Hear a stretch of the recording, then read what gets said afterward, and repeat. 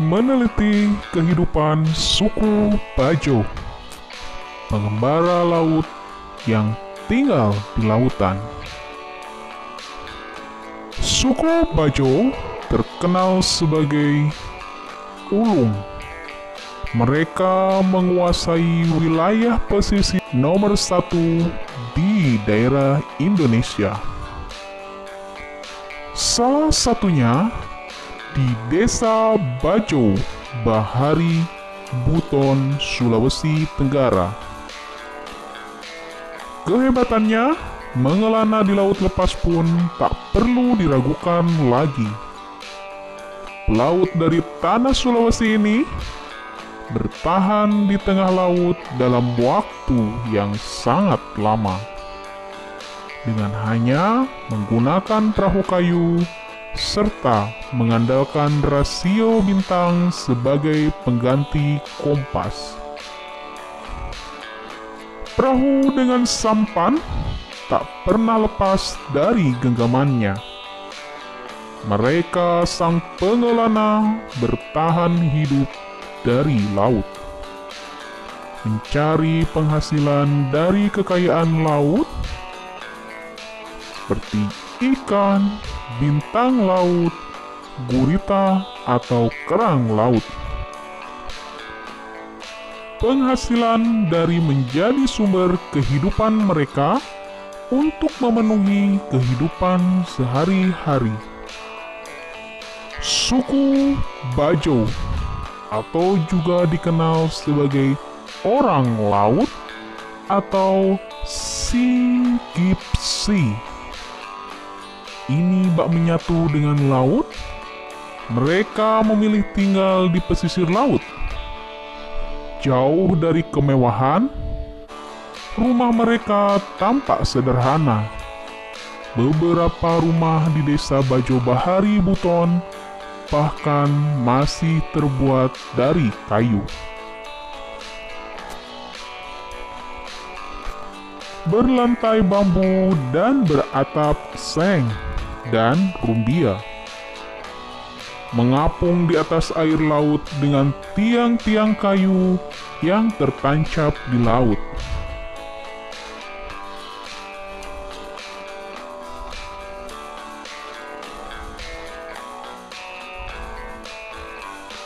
Pure, seorang anak kecil berbasis ke laut, tak butuh pelampung, gesit berenang ke sana kemari.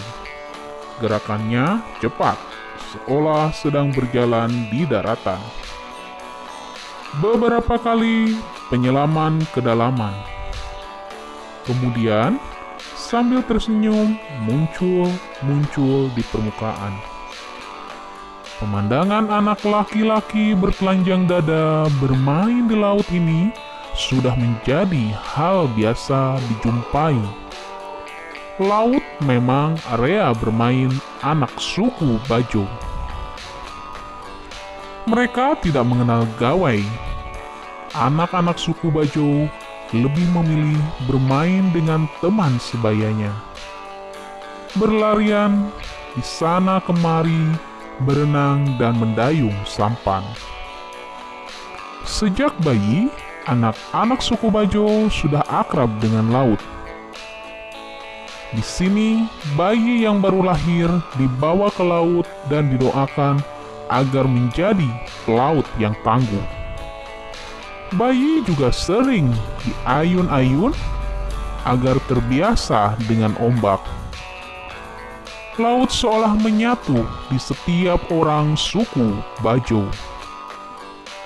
Suara deburan ombak, angin yang bertiup kencang, udara panas yang setara dengan kehidupan mereka. Keberadaannya pun diakui dunia internasional sebagai bagian yang tak terpisahkan dari kelestarian laut. Sebagai pengembara laut, mereka menggantungkan hidupnya di laut. Mereka pergi melaut tak menentu, mengikuti cuaca kala itu. Jika mereka tidak melaut, maka tidak bisa memenuhi kebutuhan sehari-hari. Pemandangan dari perkampungan suku Bajo, rumah mereka tampak seperti lautan. Kampung Bajo di Buton telah jadi destinasi wisata budaya. Area ini berada tak jauh dari daratan.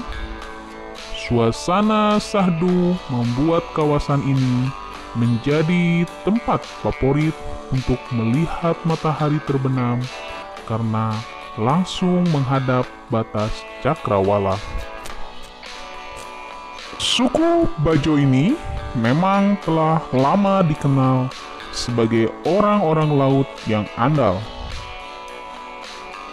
Di Indonesia, suku Bajo bisa ditemui di perairan Kalimantan Timur, Berau Pontang, Kalimantan Selatan di Kota Baru, Sulawesi Selatan di daerah Selayar, Sulawesi Tenggara, Gorontalo, Nusa Tenggara Barat, Nusa Tenggara Timur di daerah Pulau Boleng, Seraya, Longos, Komodo, Sapeken, Sumenep, dan wilayah Indonesia Timur lainnya.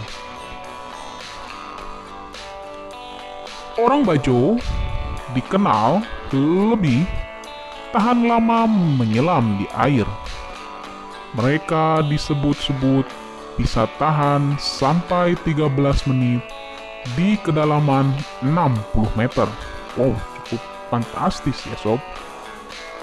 Tanpa alat bantu atau oksigen. Jika tanpa alat bantu napas, rata-rata manusia awam hanya bisa bertahan selama 30-60 detik saja di dalam air.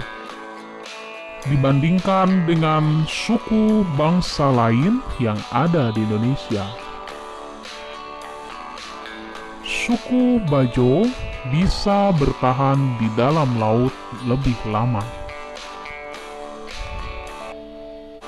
Saat seorang menyelam dan menahan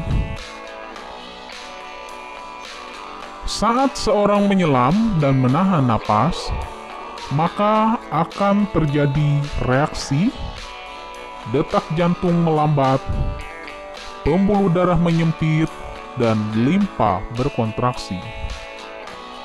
Kontraksi pada limpa itu berfungsi untuk menghemat energi saat seseorang kekurangan oksigen. Berdasarkan jurnal tersebut, limpa orang Bajo kemungkinan lebih besar sehingga kuat untuk berada di dalam air dalam jangka waktu yang sangat lama. Suku Bajo yang warganya sebagian besar memeluk agama Islam mempunyai banyak sebutan.